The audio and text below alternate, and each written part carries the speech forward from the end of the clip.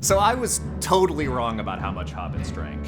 They drank so much more. Hi, I'm Harrison. I'm a certified sommelier, huge fan of all things Tolkien, and your Mid-Earth Somm.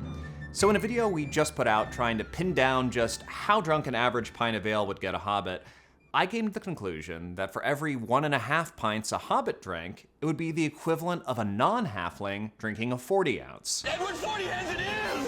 So basically just over half as much. But, as some of you pointed out, pints in the UK and the US are totally different. This is important to note because Tolkien was a British citizen, and thus his understanding of the word pint would reflect the amount served in his local pubs, not what we see in the United States. So, in the US, a standard pint is 16 ounces, or 473 milliliters.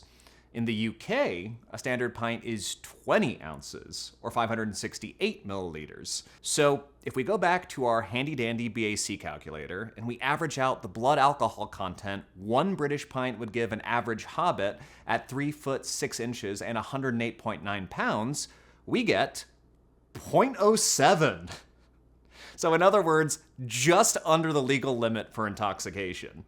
Now, to get the same level of intoxication for an average big folk person, who we calculated would be 5 feet 5 inches and 172.9 pounds, they would have to drink 32 ounces of the same brew. So basically an imperial pint plus a standard bottle of the same ale. So yeah, an imperial pint would still just royally fuck up a hobbit. Even more so than we originally thought. So why are American pints and British pints different? Short answer, the Romans. I thought about the Roman Empire. I forgot about Dre. I lost the game.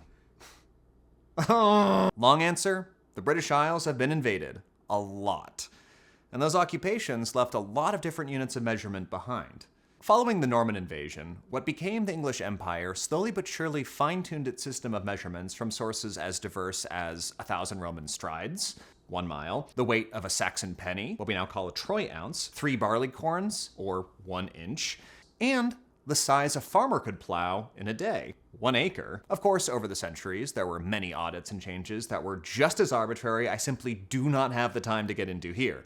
But basically, the US, as a British colony, used their system of reckoning measurements until 1832, when it split into a system called customary units.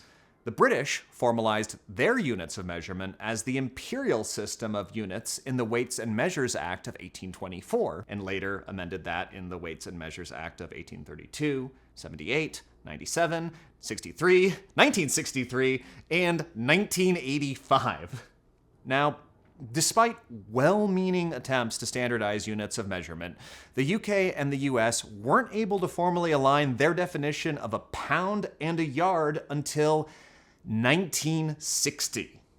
Jesus Christ. This in turn led to 2 different systems of linear measurement in the US, the international system and the surveyor's system until 2023. Double Jesus, double Christ. Before the split, a gallon was originally the volume of 8 pounds of wheat, and there were a bunch of different gallons recognized in the British Empire for different substances, including a wine gallon and a beer gallon, all with different volume. Now, the newly established British imperial ounce chose to just discard all those other gallons floating around in use and standardize their gallon as the volume of 10 pounds of distilled water at a set temperature and pressure. The US customary system, however, continued to reckon its ounce based on the volume of a wine gallon. Alcohol is less dense than water, so a US fluid ounce is approximately 1.04 of an imperial ounce, giving us a pint that is 20 ounces in the UK versus the standard US 16-ounce pint. Now look, that was a super quick overview, so my apologies for any fans of the avoirdupois or metric system. What was that? I didn't get... You must be talking another language.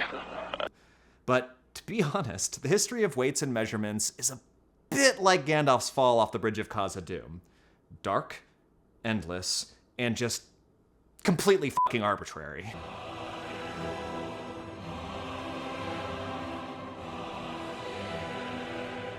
Now, I don't want to lose sight of the important takeaway here, which is that simply whether they were drinking American or British pints, hobbits were getting absolutely hammered on the regular.